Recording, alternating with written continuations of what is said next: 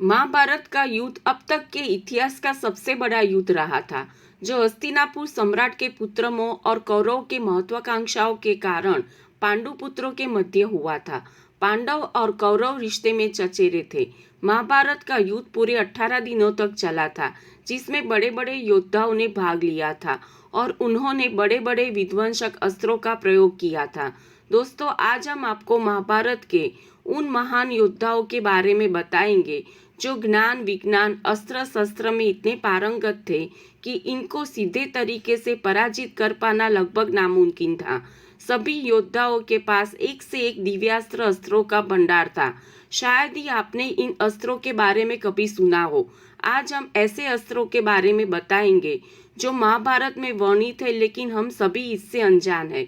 चलिए आज जानते हैं महाभारत के सबसे शक्तिशाली 5 योद्धा एवं उनके शक्तिशाली अस्त्र शस्त्र के बारे में। सबसे पहले हम जिस योद्धा के पास कम दिव्यास्त्र अस्त्रों के भंडार थे, उसी योद्धा से शुरू करते हैं। लेकिन उसके पहले आप अंदाजा लगाइए कि किस योद्धा के पास सबसे ज्यादा अस्त्रों शस्त्रों का भंडार था। आप सोचते होंगे कर्ण जी नहीं, आप कहेंगे द्रोणाचार्य नहीं, आप कहेंगे अर्जुन नहीं। आप कितना भी अंदाजा लगा लीजिए, आप पता नहीं कर पाएंगे। दोस्तों, आप सुनेंगे तो दंग रह जाएंगे। उस योद्धा का नाम और इतने सारे दिव्य अस्त्र शस्त्रों के नाम और भंडार के बारे में, जिन दिव्य अस्त्र की विशेषता और नाम के बारे में आपने कभी नहीं सुना होगा। आप इसमें अंदाजा नहीं लगा पाएंगे कि किस योद्धा के पास कितने दिव्य अस्त्र और शस्त्रों का भंडार था। यह वीडियो सुनकर आप दंग रह जाएंगे कि कितने प्रकार के अस्त्र थे और उसकी क्या क्या विशेषताएं थी, क्योंकि हम सभी जो मानते हैं उससे इसमें विपरीत होने वाला है। सबसे पहले जानते हैं महाभारत के किस योद्धा के पास सबसे कम दिव्यास्त्र और अस्त्र शस्त्र का भंडार था। 5वें है अश्वत्थामा। अश्वत्थामा गुरु द्रोणाचार्य एवं माता कृपी के पुत्र थे। माता कृपी को शिवजी के तपस्या के उपरांत पुत्र प्राप्ति का वरदान प्राप्त हुआ था, जिससे अश्वत्थामा का जन्म हुआ। अश्वत्थामा के कंठ से जन्म के दौरान घोड़े जैसी हिनहिनाने की ध्वनि सुनाई दे रही थी, जिस वजह से इस बच्चे का नाम अश्वत्थामा रखा गया था। अश्वत्थामा के मस्तक पर जन्म से अमूल्य मणि विद्यमान थी, जो अश्वत्थामा को दैत्य दानव शस्त्र व्याधि देवता नाग आदि से निर्भय रखता था। अश्वत्थामा गुरु द्रोणाचार्य के पुत्र और शिष्य थे, जिनसे अश्वत्थामा को उन समस्त अस्त्र शस्त्रों का ज्ञान था जो उनके पिता को था। महाभारत में सबसे शक्तिशाली विध्वंसक अस्त्र नारायणास्त्र एवं ब्रह्मास्त्र का प्रयोग अश्वत्थामा द्वारा किया गया था। अश्वत्थामा के भयंकर अस्त्र शस्त्र इस प्रकार है: नारायणास्त्र, ब्रह्मशिरास्त्र, ब्रह्मास्त्र, रुद्रास्त्र, वज्रास्त्र, वयास्त्र, नागपाश, नागास्त्र, वरुणास्त्र, अग्नेयास्त्र, पर्जन्यास्त्र जैसे अन्य अस्त्र शस्त्रों का अश्वत्थामा को ज्ञान था। चौथे है गुरु द्रोणाचार्य। द्रोणाचार्य ऋषि भारद्वाज तथा अप्सरा द्रुता जी के पुत्र थे। द्रोणाचार्य ने सर्व शिक्षा भगवान परशुराम से प्राप्त की थी। द्रोणाचार्य अस्त्र शस्त्र और वेदों के अभूतपूर्व ज्ञाता थे। उनका विवाह कृपाचार्य की बहन कृपी के साथ संपन्न हुआ था। द्रोणाचार्य और कृपी को भगवान शिव के आशीर्वाद से एक बच्चा प्राप्त हुआ, जिसका नाम अश्वत्थामा रखा गया था। द्रोणाचार्य हस्तिनापुर के आचार्य हुए, जो हस्तिनापुर के राजकुमारों को शिक्षा प्रदान करते थे। आचार्य द्रोणाचार्य महान ऋषि भारद्वाज के पुत्र और भगवान परशुराम के शिष्य थे, जिनसे इन्हें महान अस्त्रों का ज्ञान था।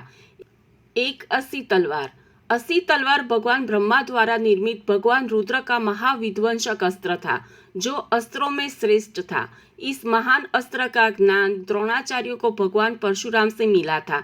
कहा जाता है इस अस्त्र का प्रयोग केवल महाशक्तिशाली दैत्यों और राक्षसों पर करना उचित माना जाता था। 2 नारायणास्त्र। नारायणास्त्र भगवान नारायण का सर्वविनाशक अस्त्र था। नारायणास्त्र को केवल 2 ही लक्ष्य होते हैं: पहला तो इस अस्त्र का सामना करे और मारे जाए, या समस्त सेना के साथ अंतर्मन से इस अस्त्र के शरण में आकर युद्ध करने का विचार अपने मन से पूरी तरह से निकाल दे। इसके अलावा आचार्य द्रोण के पास आग्नेयास्त्र, वरुणास्त्र, नागास्त्र, नागपाश अस्त्र, गरुडास्त्र, रुद्रास्त्र, ब्रह्मास्त्र, ब्रह्मशिरास्त्र जैसे अन्य अस्त्रों का ज्ञान था। तीसरे है अर्जुन। अर्जुन महाराज पांडु और कुंती के पुत्र थे जो देवराज इंद्र के आशीर्वाद से उत्पन्न हुए थे। अर्जुन समस्त राजकुमारों में आचार्य द्रोणाचार्य के अति प्रिय और युद्ध कला में सर्वश्रेष्ठ शिष्य थे। अर्जुन ने आचार्य द्रोणाचार्य से धनुर्विद्या दिव्यास्त्रों के ज्ञान के अलावा अनेकों लोकों में जाकर अस्त्र शस्त्रों का ज्ञान अर्जित किए थे। अर्जुन कुरुक्षेत्र में पांडवों की ओर से सबसे शक्तिशाली योद्धा थे। अर्जुन के पास अस्त्र शस्त्रों के भंडार में इस तरह के अस्त्र शस्त्र शामिल थे। एक पशुपतास्त्र। पशुपतास्त्र भगवान शिव का बेहद विलक्षण अस्त्र था जो शिव जी को अपने तपस्या से प्रसन्न करने के उपरांत अर्जुन को प्राप्त हुआ था। पशुपतास्त्र भी उन भयानक विलक्षण अस्त्रों में से एक था जिसके आह्वान से शत्रु की मृत्यु तो निश्चित थी, परंतु इसका प्रयोग केवल अति आवश्यक परिस्थिति में उचित माना जाता था। परंतु इसका प्रयोग करना केवल अति आवश्यक परिस्थिति में उचित माना जाता था। 2 यमदंड अस्त्र। यमदंड अस्त्र का ज्ञान केवल अर्जुन को था जो अर्जुन को स्वयं यमराज से प्राप्त हुआ था। इस अस्त्र का प्रयोग भी केवल अति आवश्यक परिस्थिति में किया जाना संभव था। 3 वरुणपाश अस्त्र। वरुणपाश अस्त्र नागपाश से मिलता जुलता अस्त्र था, परंतु इसकी शक्ति नागपाश से कई गुना थी। इस अस्त्र के जकड़ से स्वयं देवों का बचना भी असंभव था। इसके अलावा अर्जुन के पास रुद्रास्त्र, अंजलिकास्त्र, अंतर्ध्यान अस्त्र, सम्मोहन व मोहिनी अस्त्र, वरुणास्त्र, नागपाश अस्त्र, नागास्त्र, इंद्रास्त्र, वज्रास्त्र, अग्नेयास्त्र, गरुडास्त्र, वैष्णवास्त्र, ब्रह्मास्त्र और ब्रह्मशिरास्त्र जैसे अन्य अनेकों अस्त्र थे जिनका आह्वान करने के लिए अर्जुन के पास गांडीव धनुष था। दूसरे है सूर्यपुत्र कर्ण। कर्ण माता कुंती के ज्येष्ठ पुत्र थे जो भगवान सूर्य की कृपा से प्राप्त हुए थे, जिसे माता कुंती ने गंगा नदी में बहा दिया था। कर्ण को बता हुआ पितामह भीष्म के सारथी अधिरथ और उसकी पत्नी राधा देख लेते हैं और कर्ण को गंगा नदी से निकाल गोद ले लेते हैं। इस बच्चे का नाम वासुसेन रखा जाता है। वासुसेन को बचपन से ही युद्ध कला में रुचि थी, जिसे देख वासुसेन के पिता अधिरथ वासुसेन को गुरु द्रोणाचार्य के पास ले जाते हैं, परंतु द्रोणाचार्य हस्तिनापुर के राजकुमारों को शिक्षा दे रहे होते हैं और वे वासुसेन को शिक्षा देने के लिए मना कर देते हैं। लेकिन वासुसेन के मन में युद्ध कला सीखने की चाहत तनिक भी कम नहीं होती और वे भगवान परशुराम से संपर्क करते हैं। परशुराम केवल ब्राह्मणों को शिक्षा दिया करते थे, इसीलिए वासुसेन ब्राह्मण का वेश धारण कर भगवान परशुराम के शिष्य बन जाते हैं। धीरे धीरे कर्ण परशुराम के सबसे प्रिय और कुशल शिष्य बन जाते हैं। भगवान परशुराम से कर्ण को विभिन्न अस्त्रों शस्त्रों का ज्ञान प्राप्त होता है, परंतु एक दिन परशुराम को कर्ण की असलियत का आभास हो जाता है और क्रोध में आकर भगवान परशुराम कर्ण को श्राप दे देते हैं जो अंत में उनका मृत्यु का कारण बनता है। कर्ण को भगवान परशुराम से अनेकों अस्त्रों शस्त्रों का ज्ञान प्रदान हुए जो इस प्रकार है। एक संभावास्त्र। संभावास्त्र भगवान शिव का बड़ा शक्तिशाली अस्त्र था जिसमें ब्रह्मांडीय समस्त शक्तियों को समाहित करने की शक्ति थी। महाभारत के भीषण युद्ध में केवल कर्ण के पास इस अस्त्र का ज्ञान था जो कर्ण को गुरु भगवान परशुराम से प्राप्त हुआ था। संभाव अस्त्र का प्रयोग केवल अन्य शक्तिशाली अस्त्रों को काटने के लिए करना बताया गया है। संभाव अस्त्र से ब्रह्मांड की किसी भी विध्वंसक शक्ति को काटने की शक्ति थी। 2 ब्रह्मांड अस्त्र। ब्रह्मांड अस्त्र भगवान ब्रह्मा का वह शक्तिशाली अस्त्र था जो भगवान ब्रह्मा के 5 सिर को प्रदर्शित करता है। ब्रह्मांड अस्त्र ब्रह्मास्त्र और ब्रह्मशिरास्त्र से अधिक शक्तिशाली था। ब्रह्मांड अस्त्र के आह्वान से बड़े अस्त्र का काट संभव था। 3 भार्गवास्त्र। भार्गवास्त्र भगवान परशुराम द्वारा कर्णों को प्राप्त शक्तिशाली अस्त्र था जिसके प्रयोग से एक ही बार में विशाल सेना का विनाश हो जाता था। भार्गवास्त्र के आह्वान करने पर आसमान से अनेकों अस्त्रों की वर्षा शत्रु सेना पर होने लगती थी। महाभारत युद्ध में कर्ण ने भार्गवास्त्र का प्रयोग कर पांडवों की एक अश्विनी सेना को समाप्त कर दिया था। 4 वासवी शक्ति। वासवी शक्ति जिसे अमोघ शक्ति भी कहते हैं, ये इंद्रदेव का शक्तिशाली अस्त्र है। इस अस्त्र का वार अचूक होता था जिसके प्रहार से शत्रु का जिंदा बच पाना लगभग नामुमकिन माना जाता था। कर्ण इस अस्त्र को अर्जुन का वध करने के लिए बचाए रखे थे, परंतु हालात के मद्देनजर कर्ण को इस अस्त्र का प्रयोग भीमपुत्र घटोत्कच पर करना पड़ा था।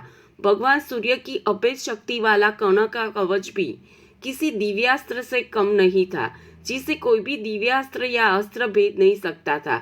इसके अतिरिक्त कर्ण के पास पशुपतास्त्र, अग्नेयास्त्र, गरुड़ास्त्र, नागास्त्र, नागपाश अस्त्र, महाविनाशक वैष्णव अस्त्र, रुद्रास्त्र, ब्रह्मास्त्र एवं ब्रह्मशिरास्त्र और इन अस्त्रों को चलाने के लिए विजय नाम का धनुष था। पितामह भीष्म देवव्रत जिसे गंगापुत्र के नाम से भी जाना जाता है। भीष्म पितामह महाभारत के सबसे महानतम पुरुष के साथ साथ शक्तिशाली योद्धा थे। भीष्म पितामह महाराज शांतनु और माता गंगा के पुत्र थे। भीष्म को अपने पिता से इच्छा मृत्यु का वरदान प्राप्त था, जो भीष्म को और शक्तिशाली बनाता था। पितामह भीष्म के महापराक्रमी होने के पीछे उनकी माता का महत्वपूर्ण योगदान था। माता गंगा भीष्म को अलग अलग लोकों में लेकर गई, जिससे भीष्म को अलग अलग लोकों के स्वामियों से ज्ञान, कर्तव्य एवं अस्त्र शस्त्रों की शिक्षा प्राप्त हुई। धार्मिक कथाओं के अनुसार भीष्म पूर्व जन्म में एक वसु थे, जिसे महर्षि वशिष्ठ के श्राप के कारण पृथ्वीलोक में जन्म लेना पड़ता है। भीष्म के गुरु भगवान परशुराम थे, जिनसे इन्हें अधिकतर अस्त्र शस्त्रों का ज्ञान प्राप्त हुआ था। पितामह भीष्म के पास अस्त्र शस्त्रों का भंडार था, जिससे किसी भी शत्रु सेना को ये तनिक समय में ध्वस्त कर सकते थे, जो इस प्रकार है। एक इंद्रास्त्र। भीष्म पितामह को इंद्रदेव से इंद्रास्त्र प्राप्त हुआ था। इंद्रास्त्र के आह्वान करने से आसमान से अनगिनत बाणों की वर्षा शत्रु सेना पर होती थी, जिससे एक साथ हजारों सैनिक मारे जाते थे। 2 अग्नेयास्त्र। अग्नेयास्त्र का आह्वान करने से धक-धक की अग्नि की विस्फोट होती थी, जो शत्रु सेना को तितर-बितर कर देती थी।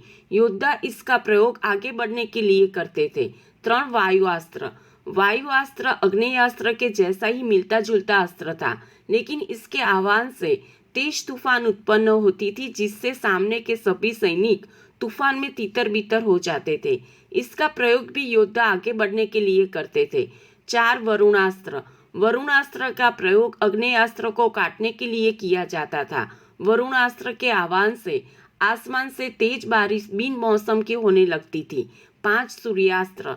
यह अस्त्र महाप्रलयकारी माना जाता था, जिसका प्रयोग केवल विशेष परिस्थिति में ही करना उचित था।